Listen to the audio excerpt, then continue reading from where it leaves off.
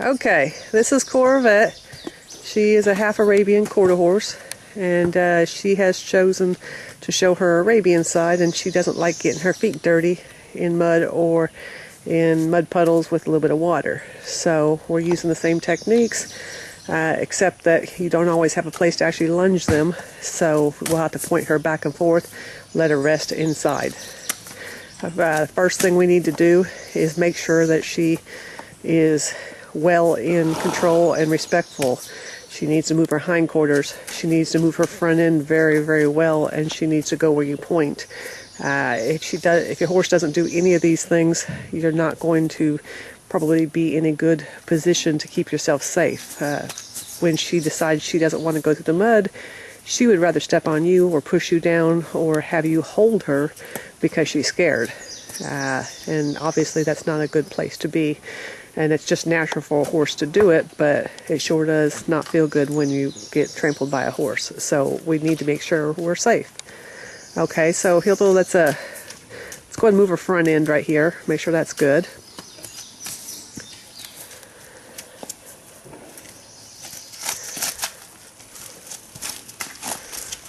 Back out of your way. Okay, so just keep pushing her nose there. You want her shoulders to cross. Good. Okay, so let's do the other side one more time just to make sure. So you don't have to just cross over there, just point her over there. There you go. We've got buttons now. That's it. Push that nose. There. And you shouldn't touch them. You shouldn't have to touch them.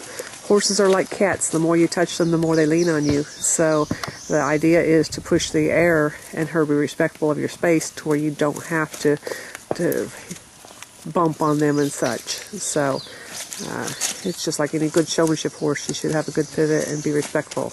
There, good. Okay, let's make sure she'll back when you tell her to go, and then point and disengage the hindquarters when you ask her. Okay. All right, now point and move the hindquarter and the other way.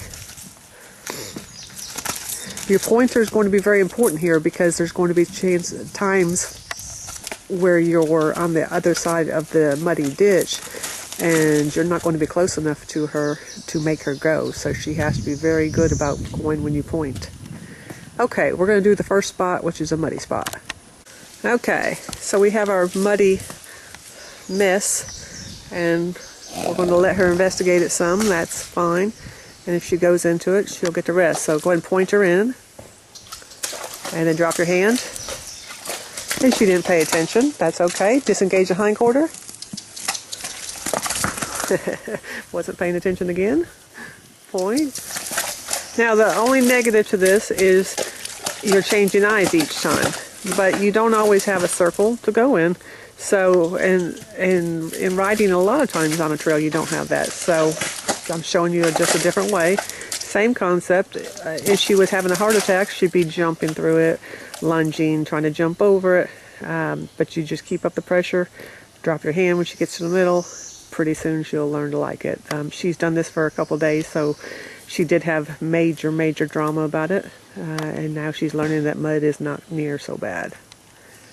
Okay, let her go forward and see if we can get her to stop the other way.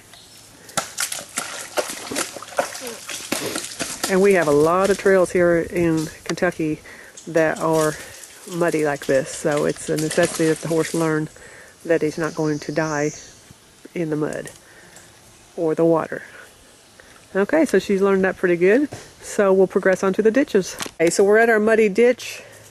It's hard to show up on camera, but it's a V ditch that has got water at the bottom and mud all over. So you need to stand in a safe spot over to the side if you can, and then you're going to point your horse back and forth across. So like I said, it's very important that you're in a spot that you can't fall down easy and that the horse is respectful enough not to jump on top of you. So okay, let's go ahead and make her go and stop eating.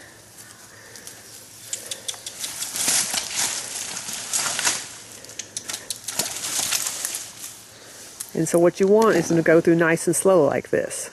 At first, they're not doing that. They're jumping across. They're running across, and you don't want to ride a trail horse that is acting like that through mud, so you need to show them. Okay, go ahead and point her all the way.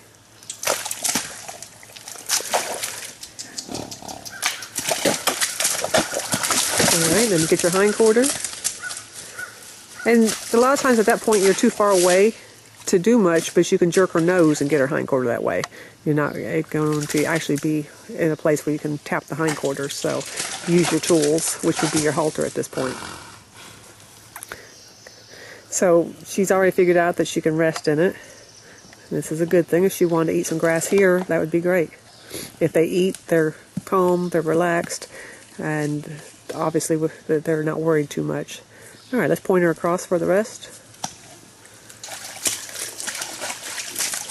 I like that. Nice and slow. I rarely have a problem with the horse going too slow on the trails and taking things too careful. I kind of think that's a nice problem to have. See how he's pushing her neck away from him? That's very important right there. She could have gotten too close. I like how she slipped down the bank. That's what we want. So he's just going to let her rest there. And we'll have another horse later that will show that all the ugly stuff on. I thought she might be a little uglier. This is her third session on this. The first one was a doozy. She was just using the drama part of her brain and thought she would just overreact and get out of work. And it didn't end up that way for her. She got out of work when she got in the middle, and she learned that mud was not near as bad as she had made it out to be. All right, go and point her up.